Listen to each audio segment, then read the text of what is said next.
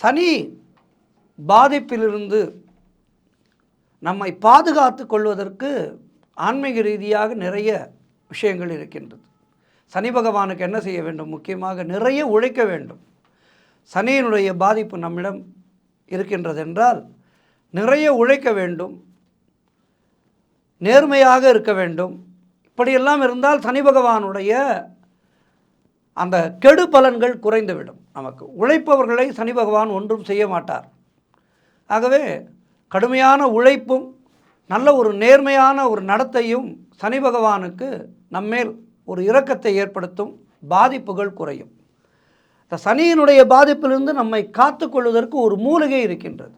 அந்த மூலிகையை பற்றி இன்றைய நாளிலே நாம் பார்க்க இருக்கின்றோம். அது என்ன? ஒரு மூலிகை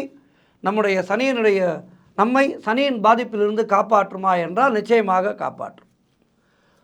குறிப்பாக சொந்த தொழில் செய்பவர்கள், சிறிய வணிகர்கள் முதல் மிகப்பெரிய தொழிலதிபர்கள் வரை தங்களுடைய தொழில் நன்றாக நடைபெற வேண்டும் என நினைப்பார்கள்.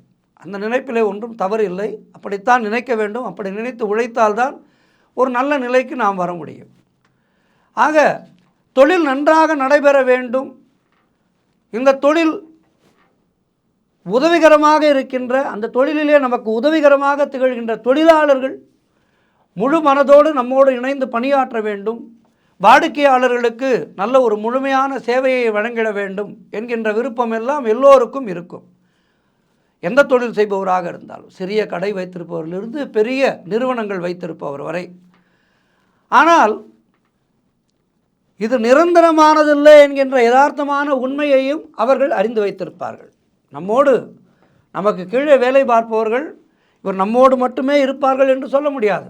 இதைவிட ஒரு சிறந்த இடம் கிடைத்துவிட்டால் அங்கு சென்று விடுவார்கள். ஆகவே உடனிருப்பவர்களை நம்பவும் முடியாது. ஆனால் இருக்கின்ற போது அவர்களுடைய நம்பிக்கைக்கு நாமும் பாத்திரமாக இருந்து அவர்களோடு இணைந்து உழைத்தால்தான் நிறுவனம் நன்றாக இருக்கும். ஆகவே இப்படி ஒரு செயின் போன்ற ஒரு அமைப்பு தொழிலாளிக்கும் முதலாளிக்கும் இடையே இருக்கின்றது. இந்த எண்ணம் இல்லாத ஒரு தொழில் நலிவடைந்து விடும். ஆகவே இதனை நாம் முழுமையாக அறிந்து தொழிலை நன்றாக நடத்துவதற்கு நம்முடைய முன்னோர்கள் ஒரு அருமையான ஒரு வழியை நமக்கு சொல்லியிருக்கின்றார்கள். ஒரு பிரத்யேகமான மூலிகை. இதனை நாம் உடன் வைத்திருந்தால் நம்முடைய தொழிலாளர்கள், நமக்கு கீழே வேலை பார்ப்பவர்கள், நம்முடைய வாடிக்கையாளர்கள் நம்மோடு இணைந்து இருப்பார்கள் என்கின்ற ஒரு